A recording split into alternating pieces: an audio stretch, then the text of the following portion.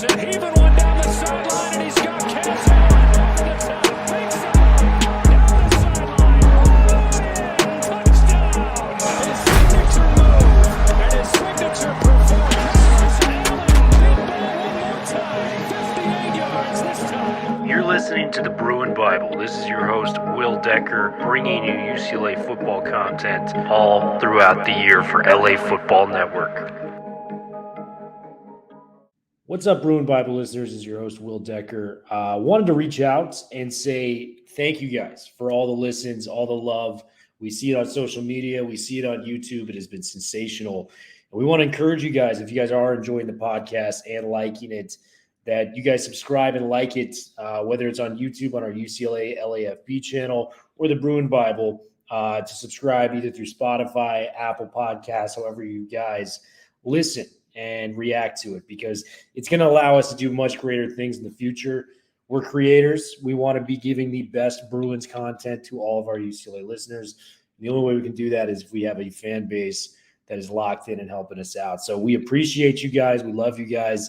If you guys have been liking it, please help us out with a like and subscribe. What is up, Bruin Bible listeners? Your host, Will Decker. Jamal Madney to my right, per usual. Little somber Sunday evening recap for you as UCLA dropped a big-time game, 36-24 to the Oregon State Beavers in Corvallis. A lot to talk about, a lot to visit. I was able to watch the game in Rocco's with Iron Mike Regalado. It was a fun time. We missed you out there, Madman. I know you were having a great weekend in Scottsdale with some friends and family, so that was a blast. We both were able to watch the game. We texted profusely throughout the game. Talk to me. How was the weekend in Scottsdale before we dive into any football-related matters?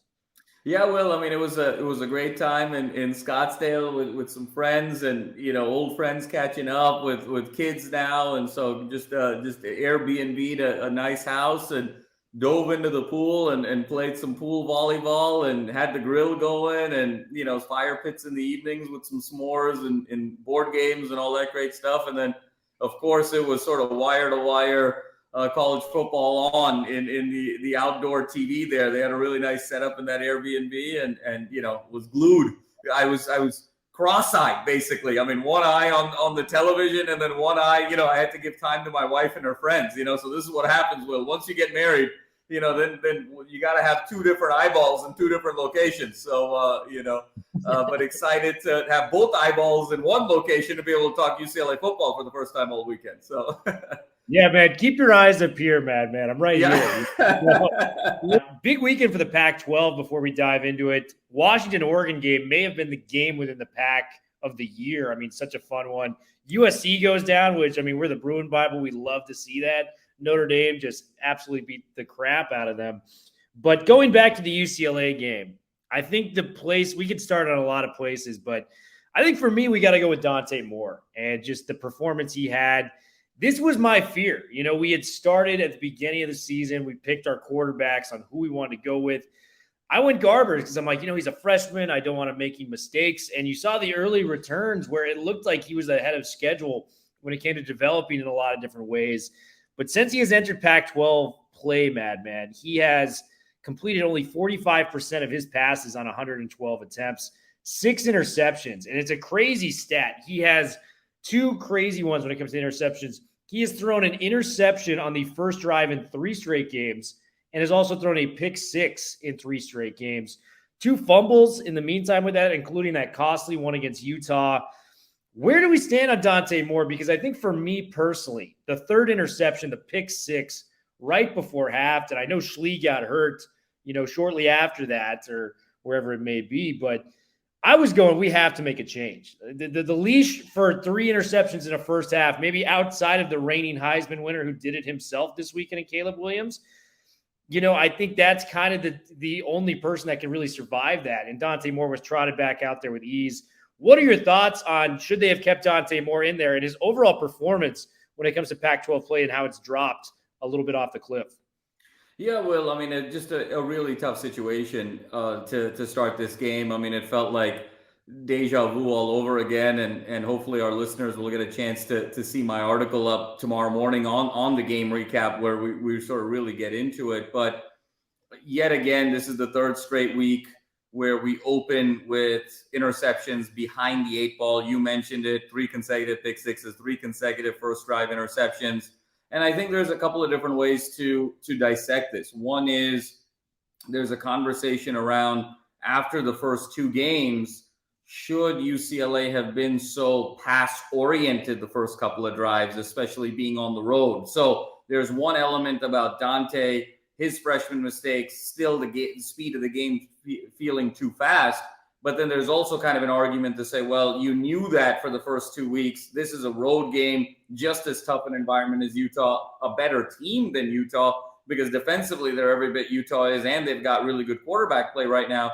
So would it have been more prudent to start the game a little bit more conservatively? So I think there's a little bit of blame to go around here, Will, but yet again, it's also similar types of interceptions, right? Locking in on a receiver to the left side, not really going off of that first read. That was the pick six. Rolling to the left, yet again, this is the second consecutive game where he's rolled to the left and had to cross his body, not really set his feet, kind of shoulders flailing, a little bit of a jump pass, ending up throwing behind a receiver that ended up in an interception. And then, of course, the third interception was not really having that clock in his head, not really feeling the rush, getting hit as he threw, popped up like a can of corn, easy as can be type of interception. So we're starting to not only see the quantity of interceptions, but there's also a pattern to what the interceptions are looking like. The 6 interceptions are really in 2 or 3 different buckets. So for me, Will, it's been unfortunate because this felt like a tale of almost 4 different games where you come out of the gate, you have the multiple interceptions, and as a result of that, it becomes 13-0, given a bunch of short fields. I thought the defense played very admirably. Then Chip does a really nice job of bringing Schley in the game, really starting to impose that run-pass option, really running for a vast majority of period. You end up getting that touchdown. You get a fumble. Defense is excited. You end up kind of grinding your way to a field goal. It's 13-10. Now all of a sudden you feel like, hey, it's game on with about 6 minutes left in the first half. Then the second kind of, the next phase of the game is Oregon State drives pretty methodically. UCLA had an opportunity to catch the interception. It pops up. Bolden ends up catching that first down on 3rd and 1. You and I both were messaging and saying, man, that could be kind of a game changer play. End up holding them to a field goal at 16-10. And then the kind of the back-breaking pick 6, 67 yards by Ryan Cooper back to the house. That really felt like the momentum swing was 23-10 at the half. And then you kind of get into that second half, and that's when the defense starts cracking a bit. Just the pressure of having to stay in this game. And you started seeing some big gashes with Oregon State in terms of their touchdowns, some busts, and UCLA did a valiant job being able to run the ball and kind of stay within striking distance. But the game in the second half, Will, was completely on Oregon State's terms. When you're 2 possessions behind, you're sort of constantly behind that 8 ball. So it really UCLA never had a lead, never could kind of get out in front and set that tempo. But it's unfortunate right now with where Dante is. These are the rookie mistakes. And I think it begs the question, what do you do going into Stanford week? I think he's absolutely the quarterback of the future. He's absolutely, in my opinion, the quarterback of this team, even moving forward. But would it be worthwhile to give him a rest against Stanford, let him recover a little bit physically, refresh mentally, and maybe have the opportunity to stand next to Chip on the sideline and kind of build that rapport with Chip of saying, here, this is what I am seeing on the field when I'm calling certain plays. This is what I anticipate you to see when I'm calling these particular plays. And maybe there's an opportunity for some education there. Give Garbers perhaps a spot start against Stanford, and then you allow the kid to kind of reset. Because the one thing I will say, Will, before handing it back over to you, after the 5 sacks, after the constant pressures, after getting hit with the interceptions, he looked pretty battered physically and emotionally at the end of that game. He limped off the field. There was a noticeable limp in the fourth quarter. And even in the post-game presser, he was very down and dejected. And so I think it's going to be really important to understand he's an 18-year-old freshman. How do you preserve his confidence? Is he one of these guys that wants to jump back in the fire and that's how he rebuilds his confidence? Or does he right now maybe just need a little bit of a step back and a bit of a reset for a week before you go next? So a really interesting question there, Will, that you posed to start. Yeah. And Dante, I mean, he's the future. We're the people that came up with the Dante to LA, hashtag. That was a huge part of him coming out here and, just everything going on with that, So I love Dante and I'm excited about the future. But I think it's also right to question just how backbreaking these turnovers are. Like, first drive of the game, that's where you start to get your momentum and get going. Throwing 3 interceptions in 3 games on the first drive of the game, those are huge, critical turnovers.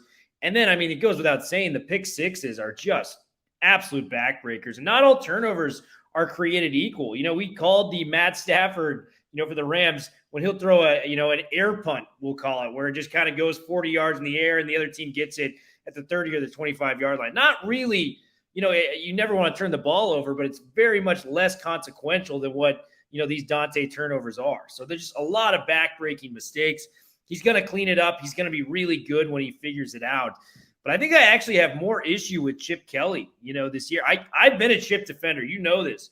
This year, I'm struggling a little bit more to defend him than in past years. And I'm kind of starting to hear the other side of the arguments, whether it's Yankoff on the kick return team, whether it was putting Garbers back in game number 1 when it was clear that Dante should be the guy, whether it's the 3 interceptions this week and, the one hole you can really evaluate with Oregon State for as good and as complete team as they are.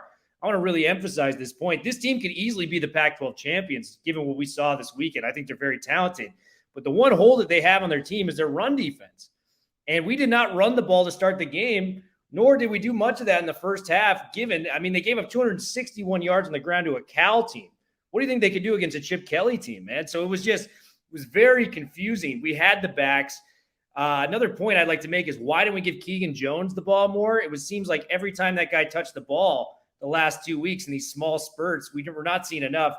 Do you think it's fair to criticize Chip? Because I don't think I've seen a lot of change come to this offense. And I'm coming from a place where I love and respect Chip Kelly, but I got to ask the question. I'm a little fed up, and so is the fan base at this point, and some of the play calling and strategy that Chip has put out there. Yeah, well, I think it's a really fair question, and I think it kind of goes back to what you were saying earlier, where if you get even decent quarterback play, you're looking at a team that's potentially 6-0. When you look at the pick six, it was a 14-7 final, the fumble in the red zone. If the pick six doesn't happen and the fumble in the red zone doesn't happen and you just get 3 points away out of that, you're ahead in that game. Now, who knows how it finishes, but you're ahead in the fourth quarter with an opportunity to win the game. Here, even if you take away 2 of the 3 interceptions and say, listen, 2 of them still stick because they ended up stopping them to field goals. But if you just take that pick six off the board, Will, UCLA still has possession there, and you take 7 points away from Oregon State. And look at the end of that game. UCLA had the ball, multiple chances, down 12. They were 1 possession behind. If that pick six doesn't happen, they have the ball with an opportunity to win the game yet again in the fourth quarter. So it's not even that it needed to be perfect quarterback play, but even if it was slightly better quarterback play with this tremendous defense, you're looking at a team that potentially has the opportunity to be 6-0 and top 6-7 in the nation. And I think it's a really fair point. I think where the head scratching begins is just the lack of inconsistency of playmakers week over week. You have a guy like J. Michael Sturdivant. You can't get him the ball consistently. I've been sort of yearning for an underutilized Kyle Ford the whole season. He seems like a weapon of choice that could do so much damage in these intermediate areas. He hasn't been a factor this season. You see somebody like a Carson Ryan who plays so well one week, makes such a big impact with some great catches. He had 0 catches against Oregon State. So week over week, you don't know what you're having. And then after Keegan Jones sort of makes a breakthrough performance against Washington State, he comes back and he was dynamic, Will, in his touches. That beautiful spin move on the check down, the inside out, then the hurdle. But he had less than 5 touches the whole game. So it really is sort of back to the drawing board right now offensively about what is this team's identity and what do they really want to do. Having said that, I completely agree with you. I think there was probably an opportunity to run the ball more early in this game. But I also want to caution everyone that hindsight is 20/20, because there's clearly a world where if UCLA ran the ball early and didn't give Dante the opportunity to throw the ball, but then needed to make a throw late in that game and it didn't work out, obviously the criticism would be, wow, the first time you're giving him meaningful throws is on the road at Reser Stadium in the fourth quarter trying to win a game. Why don't you try and have him throw a little bit earlier in the game to get into a rhythm, right? So I think in that sense, it can go both ways. Ultimately, UCLA ran for 284 yards on 5.7 yards per carry. Could that have been more? Absolutely. But at the end of the day, they still ran the ball over 50 times and only threw the ball 34 times. And a lot of those 34 attempts were late in that game when they had to sort of make up for it. So I'm not as critical about the early kind of throws because there was still an emphasis on the run. But to me, where the criticism I think is very fair is just being so consistently inconsistent with your offensive identity and your playmakers. The only guy who's sort of consistently gotten the ball week over week has been Logan Loya on these intermediate crossers. And I love Loya. I know you're such a huge Loya guy, Will. Couldn't love the kid more. But Logan Loya cannot be your best receiver on a championship quality team. He's the third or fourth best option on a team that's truly contending for a conference title. So I think there's really an opportunity here for Chip to kind of take a step back and say, what do we really want to accomplish offensively, and what do we really need to do? Because our margin for error is so high, actually, offensively, because this defense is so good. I mean, if this offense can just get 24, 27 points a game, but be at under 2 turnovers, they're going to have a chance to win every game from here on out. Yeah, and I think where the frustration comes from me, and I know they ran the ball very effectively, but it felt like the bulk of it came after that third interception. Yeah, where they were forcing passes, they were trying to make plays.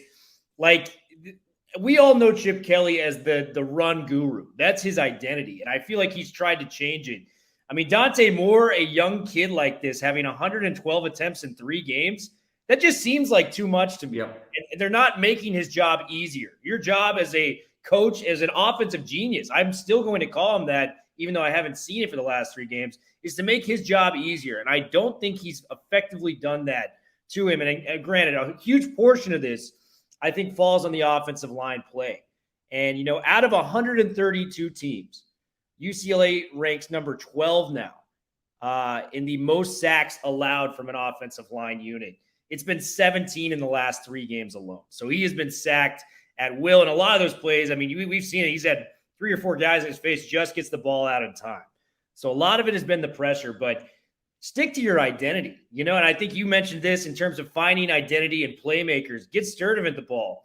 Get Carson Ryan the ball more. Keegan Jones, a prime example. This guy had 4 touches for 57 yards. I'm not a scientist or a mathematician. That's 10 yards plus a touch every time this guy's touching the ball. I don't know, maybe give him the ball more. So, like, it's just frustration at this point. It's been a lot of decisions, more so than I can remember as somebody that's done this with you now for 3 years, where it's like, man, I don't agree with that decision. I've just had more of those this year than ever with Chip Kelly, and I hope we can find a way out of this because this team is talented enough to go to some really good bowl games, even with these 2 losses, because I think Oregon State and Utah are 2 very, very special teams that we lost to. Yeah, well, I mean, I think you said it really well, and I think the big philosophical change I think that needs to take place from here on out is you don't want to pass to set up the run.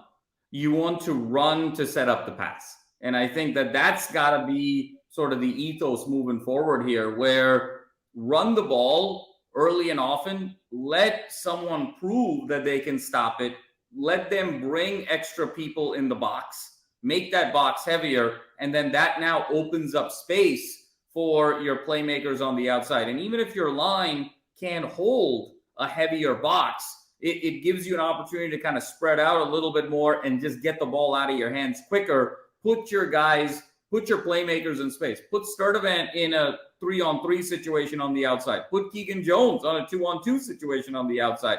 Put these guys in a position where all they have to do is sort of make a move to then be able to get more yards. And I think that is probably the philosophical change that we need to see. I think part of it is also, Dante has exceeded expectations to start this season in so many different ways. The poise that he showed against Coastal Carolina and winning that game in the fourth quarter. He was essentially flawless on the road in San Diego State in his first career start. And even though that was lesser competition, he just sort of seamlessly passed every test, where after that Utah game, even though he threw that first pick 6, it was one of those games that was sort of knock down, drag it out, where you felt, hey, that's a little bit of an anomaly. and then you kind of come back home to Washington State and you think, okay, we can open up the playbook because we're back home. He's out of his sort of element now. He's sort of back in terms of his confidence. But I think now there's enough of a sample to say, you know what, we got to slow down. The learning curve right now is a little bit too fast.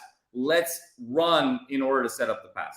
Yeah. And, I think you nailed it on the head there, man. Put your players in position to succeed. 112 attempts for a guy that's really struggling throwing the football right now. That's not a position to succeed. I don't care. That's just what it is. So let's see more of that. Let's touch on some guys that we really were impressed with. I got to say, man, Stephen Blaylock was a guy that we've talked about that's been very tough to replace. Kamari Ramsey has been awesome. Awesome. Blew up several plays in the backfield. You can just see that this guy is going to be a future captain of this team, a guy that's always in the right place, the right time, making plays.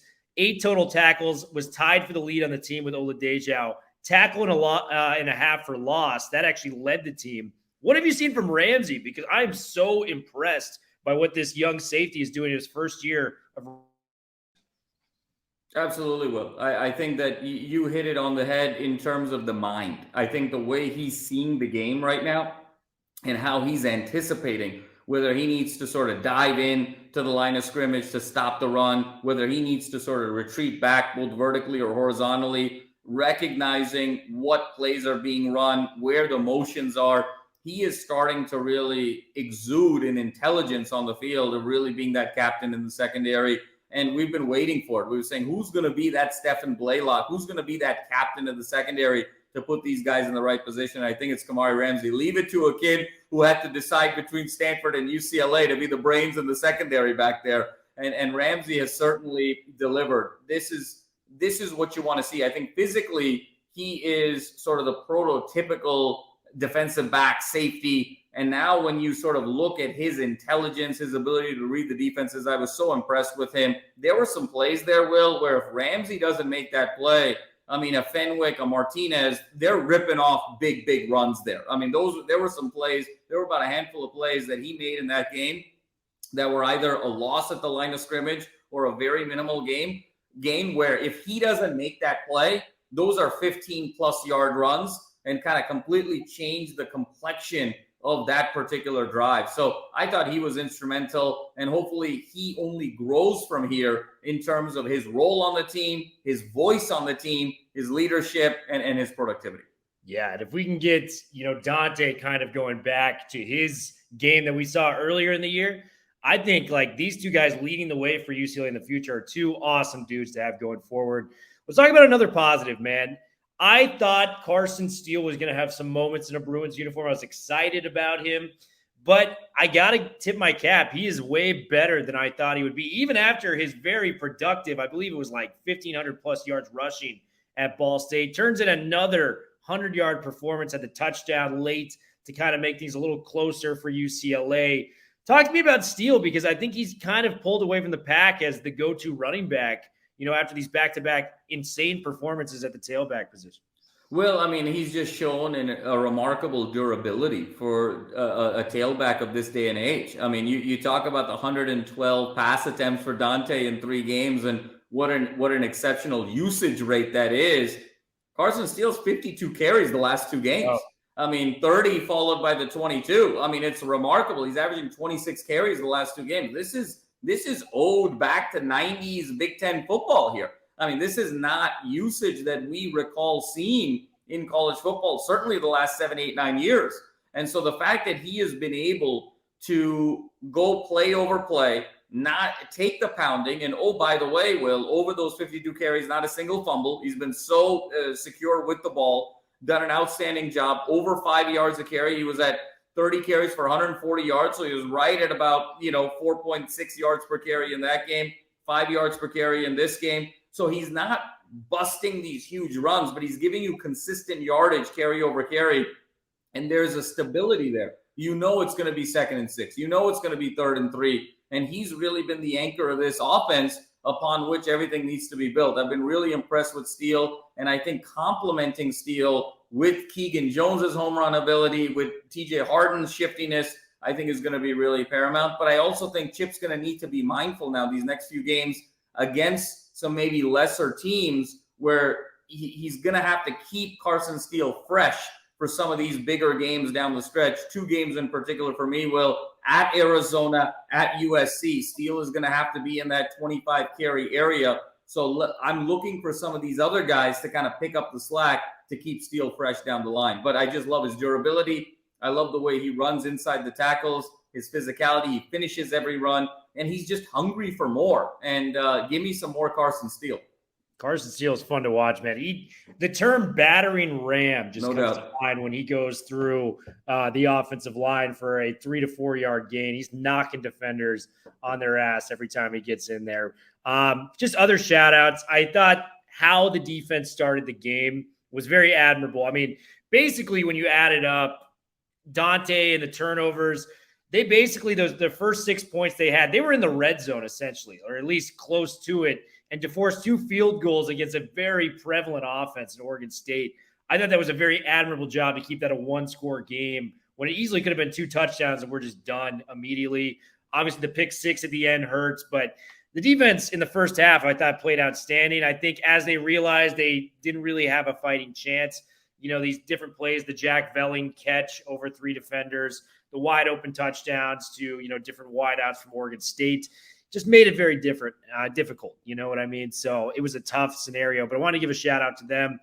What do we take forward what are some of the strategies you would recommend going into the Stanford game without, giving too much away of the preview for this week on ESPN Radio?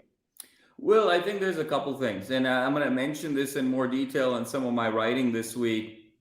I think there's a way to protect Dante, and I think we talked a little bit about it with you got to run the ball to set up the pass. But I think there's kind of 3 areas where we can protect him and have some safer offensive throws. And I think the first area is you got to eliminate the play calls where he's rolling to his weak side. I mean, there should not be a play now where he is rolling to the left and needing to sort of twist his body and turn around and make a throw. I know that there's probably a lot of space in that area, but the trade-off between the space and his ability to have to turn his entire body and plant his feet off of his off shoulder, I think that risk is too high. So I think step 1 is if you're going to roll him out to the right. Make him roll to his strong side where he's going to be a lot more comfortable. I think second, Will, has a lot to do with his eye movement and his reading of the progressions. And I think there's some quarterbacks that go through their reads counterclockwise, meaning from left to right, and some quarterbacks that go through their reads clockwise, meaning from right to left. And I think when you look at Dante, he's a right to left progression reads kind of guy. He'll start right and go left. So when you have a J. Michael Sturdivant lined up to his left, because that's his first option, he's going to lock there and not move because he's already at the end of his read, because he's already at the left. If you notice the pick 6 against Utah and the pick 6 against Oregon State, he was locking left to Sturdivant.